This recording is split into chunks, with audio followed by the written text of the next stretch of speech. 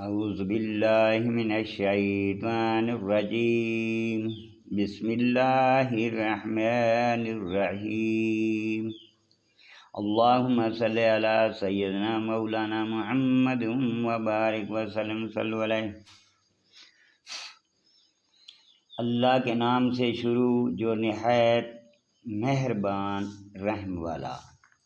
یہ آیاتیں ہیں روشن کتاب کی، ہم تم پر پڑھیں موسیٰ اور فرعون کی سچی خبر ان لوگوں کے لیے جو ایمان رکھتے ہیں۔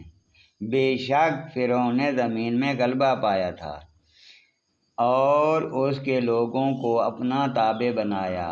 ان میں ایک گروہ کو کمزور دیکھتا، ان کے بیٹوں کو ذبح کرتا اور ان کی عورتوں کو زندہ رکھتا۔ بے شک وہ فسادی تھا۔ ہم چاہتے تھے کہ ان کمزوروں پر احسان فرمائیں اور ان کو پیشوا بنائیں اور ان کے ملک و مال کا انہیں کو وارث بنائیں اور انہیں زمین میں قبضہ دیں، اور فرعون اور حامان اور ان کے لشکروں کو وہی دکھا دیں جس کا انہیں ان کی طرف سے خطرہ ہے۔ اور ہم نے موسیٰ کی ماں کو الہام فرمایا کہ اسے دودھ پلا، پھر جب تجھے اس سے اندیشہ ہو تو اسے دریا میں ڈال دے، اور نہ ڈر اور نہ غم کر، بے شک ہم اسے تیری طرف پھیلائیں گے اور اسے رسول بنائیں گے۔ تو اسے اٹھا لیا فرعون کے گھر والوں نے کہ وہ ان کا دشمن اور ان پر کم نہ ہو۔ بے شک فرعون اور حامان اور ان کے لشکر خطا کار تھے۔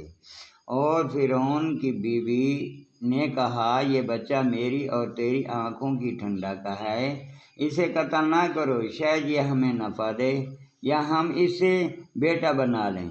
اور وہ بے خبر تھے۔ اور صبح کو موسیٰ کی ماں کا دل بے صبر ہو گیا، ضرور قریب تھا کہ وہ اس کا حال کھول دیتی، اگر ہم نہ ڈھارس باندھتے اس کے دل پر کہ اسے ہمارے وعدے پر یقین رہے۔ اور اس کی ماں نے اس کی بہن سے کہا کہ اس کے پیچھے پیچھے چلی جا، تو وہ اسے دور سے دیکھتی رہی اور ان کو خبر نہ تھی، اور ہم نے پہلے ہی سب دائیاں اس پر حرام کر دی تھیں۔ تو بولی، کیا میں تمہیں بتا دوں کہ ایسے گھر والے کہ تمہارے اس بچے کو پال دیں اور وہ اس کے خیر خواہ ہیں؟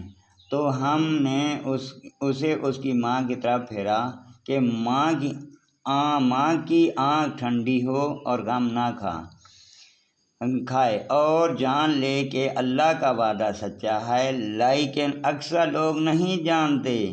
اور جب اپنی جوانی کو پہنچا اور پورے زور پر آیا، ہم نے اسے حکم اور علم عطا فرمایا، اور ہم ایسا ہی صلہ دیتے ہیں نیکوں کو۔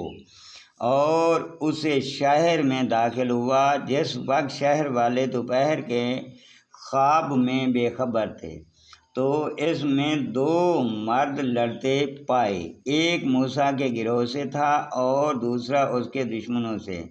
تو وہ جس کے گروہ سے تھا اس نے موسیٰ سے مدد مانگی اس پر جو اس کے دشمنوں سے تھا، تو موسیٰ نے اس کے غصہ مارا تو اس کا کام تمام کر دیا۔